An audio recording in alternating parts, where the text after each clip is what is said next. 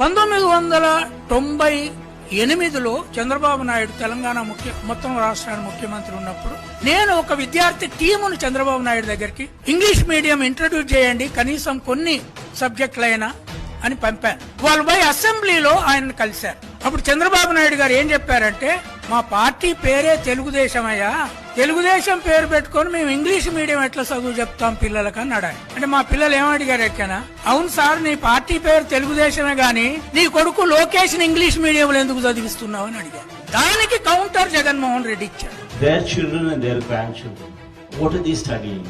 వెంకయ్య నాయుడు మనవలు ఇంగ్లీష్ మీడియంలో చదువుతారు, చంద్రబాబు నాయుడు పిల్లలు మనవలు వాళ్ళు కోడలు ఇంగ్లీష్ మీడియంలో చదువుతారు.